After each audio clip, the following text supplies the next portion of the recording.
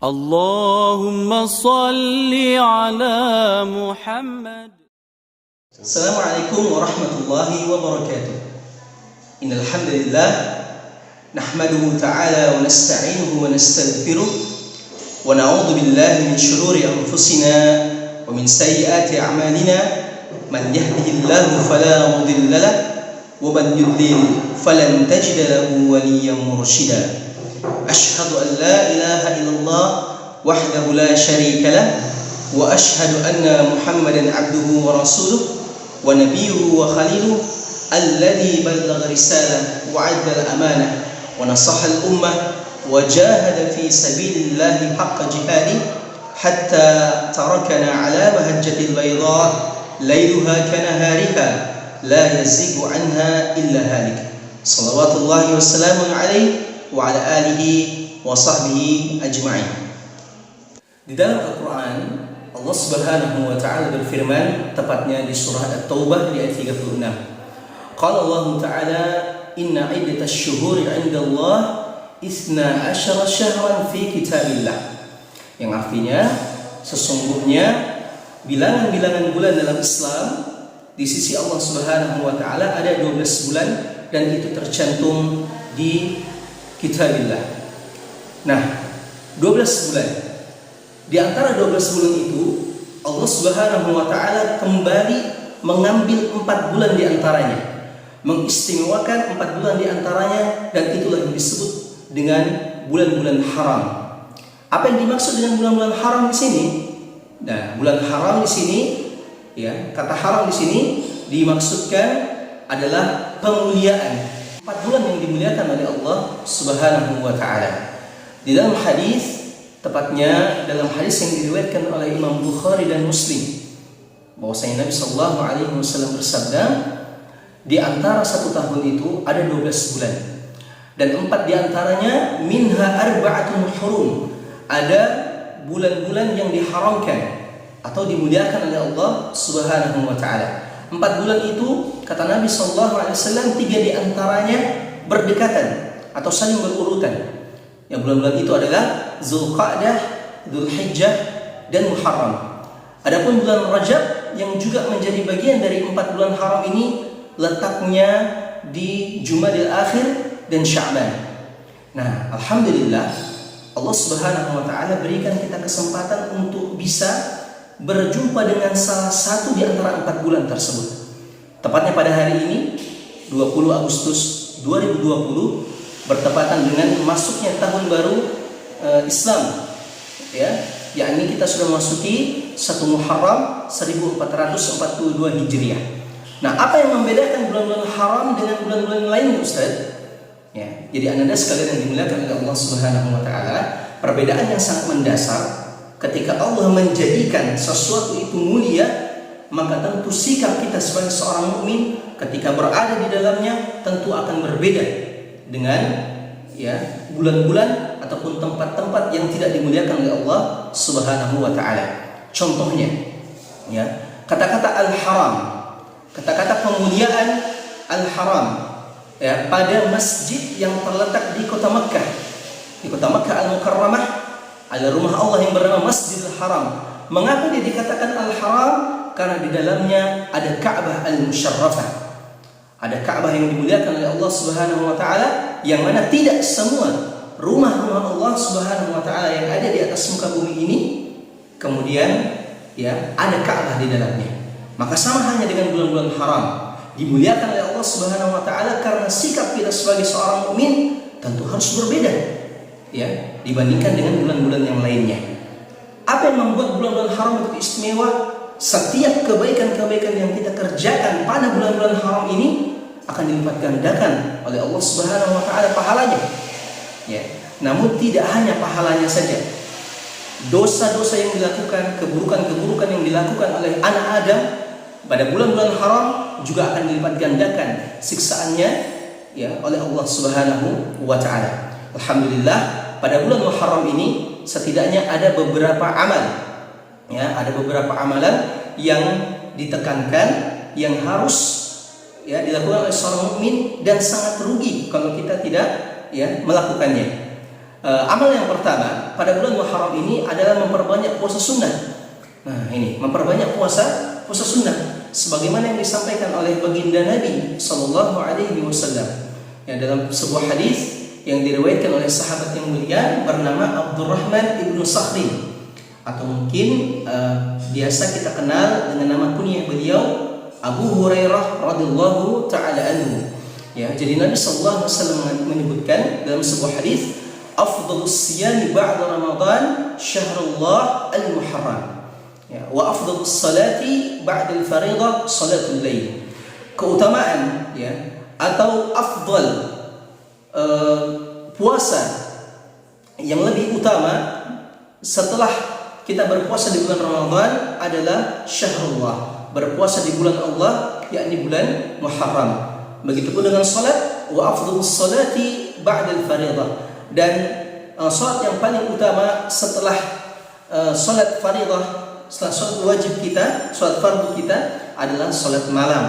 Nah, ditekankan di sini, ya ananda sekalian yang dimuliakan oleh Allah Subhanahu wa taala, bahwasanya kita sebagai seorang mukmin ketika masuk dalam bulan Muharram, ya, kita usahakan untuk memperbanyak puasa sunnah, ya, karena dalam hadis ini disebutkan, ya, sebaik-baik puasa setelah puasa bulan Ramadan adalah puasa di bulan Muharram. Artinya semakin banyak yang kita lakukan, maka itu semakin baik. Kemudian hal yang kedua, yang juga yang tidak kalah pentingnya, dalam bulan Muharram ada satu puasa yang memang pada tanggal itu sangat ditekankan bagi kita sebagai seorang mukmin untuk kita berpuasa, ya, karena keutamanya tidak main-main. Ya. Dalam sebuah hadis yang diriwayatkan oleh sahabat yang mulia bernama Abu Qatadah Al-Ansari radhiyallahu taala anhu, ya, beliau menyampaikan, su'ila Rasulullah sallallahu alaihi wasallam an shaumi Arafah. Ya, jadi Nabi sallallahu alaihi wasallam ini pernah ditanya oleh salah seorang sahabat, ya, ditanya tentang apa keutamaan dari puasa Arafah, ya Rasulullah. Kemudian Nabi sallallahu alaihi wasallam menjawab, ya, shaumu Arafah yukaffiru as-sanata al-madiyah wal baqiyah. Seseorang yang berpuasa Arafah akan menghapuskan dosanya setahun yang lalu maupun setahun yang akan datang. Kemudian ditanya lagi dalam lanjutan hadisnya, ya, wasu'ila an shaumi Asyura, wasu'ila an shaumi Asyura. Ditanya bagaimana seseorang ketika berpuasa Asyura, berpuasa pada tanggal 10 Muharram, apa yang akan dia dapatkan? Kata Nabi sallallahu alaihi wasallam, yukaffirus sanatal madiyah. Ya, orang mukmin, seorang mukmin yang berpuasa pada tanggal itu akan dihapuskan dosanya setahun yang lalu. Maka anda sekalian yang dimuliakan oleh Allah Subhanahu wa taala, jika kita tidak bisa memperbanyak puasa sunnah pada bulan ini, setidaknya berpuasalah pada tanggal 10 itu. Ya, karena itu sangat penting.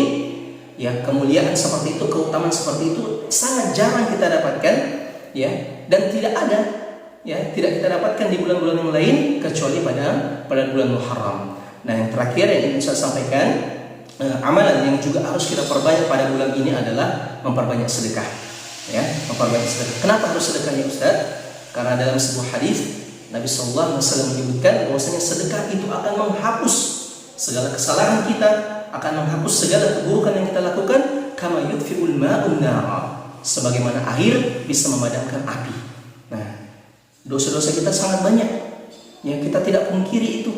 Dalam keseharian kita mungkin ada kesalahan kita kepada diri kita sendiri, mungkin lalai dalam sholatnya, mungkin sholatnya ditunda-tunda, atau kita zalimi orang lain, ya, kita membuat sakit hati orang tua kita, dan itu secara sadar atau tidak sadar kita sudah melakukan dosa. Maka amalan-amalan seperti ini, kayak sedekah seperti ini, sangat kita harapkan bisa menghapuskan dosa-dosa kita itu. Nah, belum lagi keutamaan yang begitu besar yang memang Allah Subhanahu wa taala sudah kabarkan kepada kita. Dalam surah Al-Baqarah ayat ke-261, Allah Subhanahu wa taala berfirman, "Masalul ladzina yunfiquna amwalahum fi sabilillah kamathali habbatin ambatat sab'a sanabila fi kulli sumbulatin mi'atu habbah. Wallahu yudha'ifu liman yasha." Kata Allah Subhanahu wa taala, perumpamaan orang-orang yang bersedekah, menginfakkan sebagian harta yang dia miliki kepada orang yang membutuhkan, ini perumpamaannya Allah Subhanahu wa taala yang menyebutkan. Ya, perumpamaan sama seperti orang yang menanam satu benih menanam satu biji, kemudian dari biji itu akan menumbuhkan 7 buah bulir. Menumbuhkan 7 bulir yang dari setiap bulir itu akan menghasilkan 100 biji. Artinya seseorang yang bersedekah selama dia ikhlas lillahi ta'ala, tidak ada paksaan, maka kemungkinan besar dia akan mendapatkan pelipat gandaan pahala maksimalnya sebanyak 700 kali. Lantas bagaimana dengan kita ketika kita bersedekah di bulan-bulan haram? Yang sebagaimana tadi sudah Ustaz sebutkan, bahwasanya pada bulan-bulan haram ini keutamaannya adalah dilipat gandakan pahala dari setiap kebaikan-kebaikan yang kita kerjakan. Maka 700 kali lipat itu bisa saja, bisa lebih banyak lagi, ya. Karena Allah Subhanahu wa taala mengatakan wallahu yudha'ifu liman yasha wallahu samii'un 'alim. Ya, dan Allah Subhanahu wa taala akan melipat gandakan pahala dari setiap hamba-hamba yang dia kehendaki.